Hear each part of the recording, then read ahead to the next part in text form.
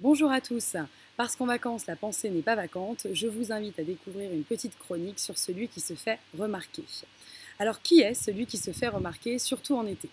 Eh bien, c'est celui que l'on remarque parce qu'il attire notre attention et retient notre regard. Pourquoi? Eh bien, parce qu'il se distingue des autres. Lorsque dans la foule, par exemple, il nous foudroie, de par sa présence, son apparence.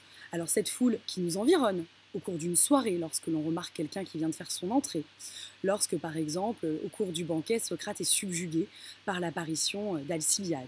Ça peut être aussi l'idée de la foule, lorsque, par exemple, pourtant, seuls chez nous dans notre canapé, nous sommes en mesure de remarquer le brio de Fabrice Lucchini.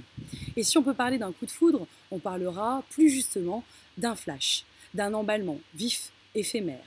Fort à parier d'ailleurs qu'une fois que Socrate aura quitté la pièce, enfin une fois pardon qu'Alcibiade aura quitté la pièce ou Lucchini aura quitté le plateau télé, eh bien Socrate ou nous-mêmes nous appellerions et nous passerions à autre chose.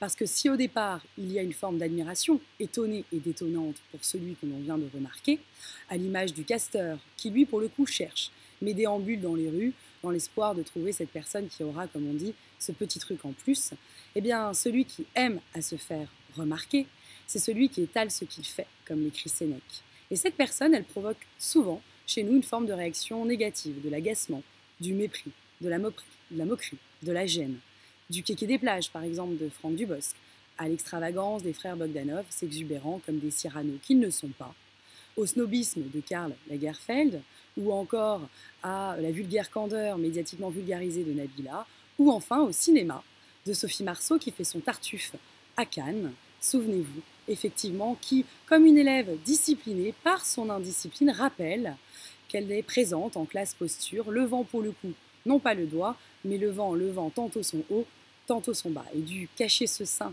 que je ne saurais voir au culot de sa petite culotte aux airs de striptease involontaire, n'y a-t-il pas là un art de la provocation? Masquer, faire croire que je ne fais rien, alors qu'au fond, je fais tout pour que cela se fasse. Focaliser l'attention sur son soi-disant manque d'attention en mettant discrètement un petit coup de pied dans le derrière du coup de sort qu'on espère, eh bien, effectivement, c'est intéressant de le noter. Et du coup, du culot de cette petite culotte, évidemment, nous n'en sommes absolument ni sots ni sottes. Nul doute à parier qu'il n'en restera que la trace de la disgrâce des mauvaises marques de bronzage, parce que nous ne sommes pas dupes de cette petite philosophie de la gaffe. Et effectivement, s'il est aisé, comme elle l'a fait, de se faire remarquer, il l'est beaucoup moins de se faire réellement remarquer. Et pour conclure, je reviendrai sur le banquet parce que je me suis peut-être un petit peu égarée en vous disant qu'Alcibiade avait été remarquée par Socrate par sa beauté. En vérité, il l'a été par son ivresse. Il est rentré, pourrions-nous dire, complètement bourré dans cette pièce. Et effectivement, ce fracas d'ivresse, alors auditif et perceptif, a pris le pas sur le fracas esthétique de sa beauté. Et si au petit matin, le fracas de l'ivresse laisse la place au fracas enfin de sa beauté, qui est seul à demeurer et à pouvoir se faire remarquer, eh bien, il n'en est rien pour Socrate. Car si Socrate remarque la beauté d'Alcibiade, ce qui le marque, c'est l'intelligence, et Alcibiade en manque cruellement. Alors tout ça, finalement, retombe comme un soufflet, car il n'y a pas d'intérêt dans la durée à se faire remarquer sans être remarqué. Et si ça marque le coup, ça ne vaut pas le coup, voire ça coûte. Raillé qu'on pourrait être, moqué, étiqueté. Effectivement, le risque, c'est de se prendre les pieds dans le tapis des autres qui tapissent justement les allées de nos modes de vie.